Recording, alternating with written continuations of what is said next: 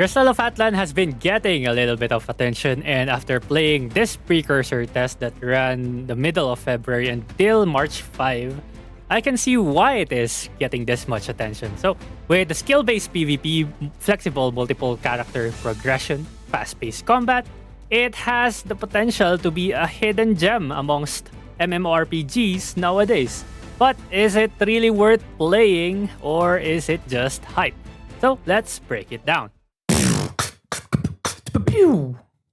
Crystal of Atlan is an action MMORPG set in a fantasy steampunk world, so it's a very curious kind of design. It focuses on fluid combat, dungeon-based PvE, and a PvP system that levels the playing field, which is so good for free-to-play players. This game has already gained a lot of traction in China, but the real question is, will it hold up for the global players? Here are some reasons why this game kind of stands out in my perspective and from my impressions after playing the game.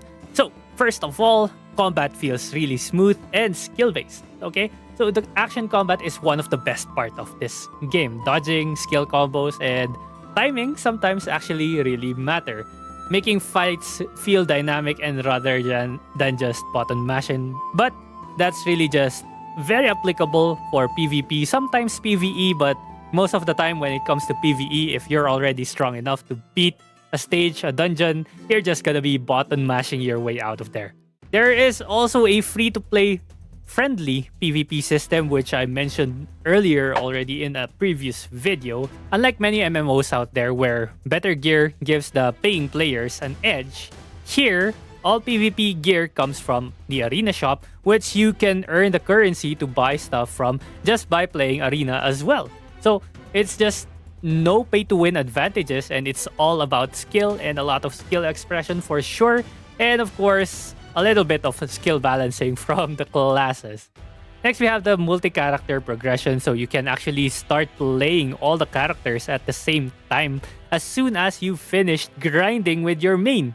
So you can actually play up to 5 characters initially. This is from the precursor test. You can play 5 characters at the same time, and they all have their own inventory, but you can have access to an account storage where you can share some items, and it makes it a little bit much easier for you to actually grind out gear for other characters. And if you ever are planning to switch characters later on in the future, that's not really going to be a big issue because again, you can grind on multiple characters in just one account. This game also has a unique setting and style, so the mix of the fantasy and steampunk gives it a fresh aesthetic. Like I don't think I've seen it anywhere else just yet. So it's pretty cool concept. While it's not the most graphically advanced MMO, the art direction kinda stands out. A few things that might hold the game back is a little bit on the questing and PvE variety. So as soon as you hit Endgame at level 60, there's like not a lot of content. From what I've seen so far, the most interesting thing that I've seen is the Hex Chest content, where you are actually battling a dungeon with increasing boss difficulty until you hit the king. So it follows the concept of chess where you're fighting a pawn, fighting the bishop, a knight, a rook, queen, and then the king. I've never reached the king yet, so there's a lot of difficulty in this one and a lot of fun mechanics, but I fear that once people figure out how to play this one, it might become boring and tiresome to actually grind because most of the grinding is gonna come out here. And of course, Abyssal Purgatory as well, which is a pretty quick one to do your dailies on. So this is what Abyssal Purgatory looks like, and this is what you will be mainly using your energy. Yes, energy. We have an energy system in the game, and this energy replenishes every single day for each of your characters. So you have different energy for each of your characters, and once you hit level 60, you'll have an account-wide energy system. But anyways, this is the main place where you will be farming your epic gear, hopefully, if you're lucky and get the right one. Because there are set effects for equipments as well, or epic gears, and if you get unlucky and get a set for a different character, that's sad. Monetization is also still quite unclear to me, when I've played the precursor test because I haven't seen really everything that you can do in the shops. But I think one of the biggest things that paying players will be getting are costumes, and costumes in this game actually give your character stats. But I'm pretty sure there's going to be free-to-play costumes out there as well, and the stat difference probably will not be that huge, but I think it's going to add up there. But there are still a lot of ways where a free-to-play player can actually still get ahead of the paying players, but not really.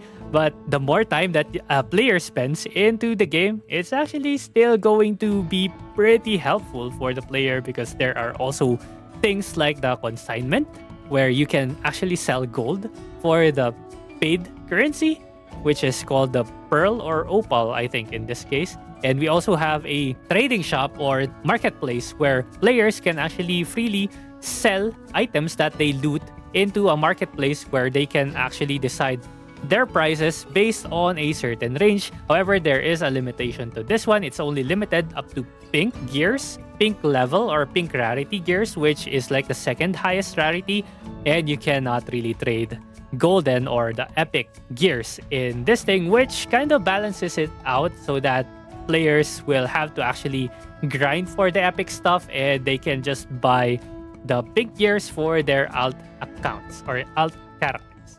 Okay, so that's pretty much it for this game. It's actually really cool for me. I've enjoyed the PvP aspect of this game so much that I actually want to try all the characters for PvE. No, not PvE, PvP, and see how far we can get with each of them. And once this game releases, there's a lot of tournaments that we could probably have for it, and I think it's really fun. So, is Crystal of Atlan a hidden gem, or is it just hype? Right now, it looks promising, the combat is fun, PvP is kind of fair, and multi-character progression adds flexibility to the game.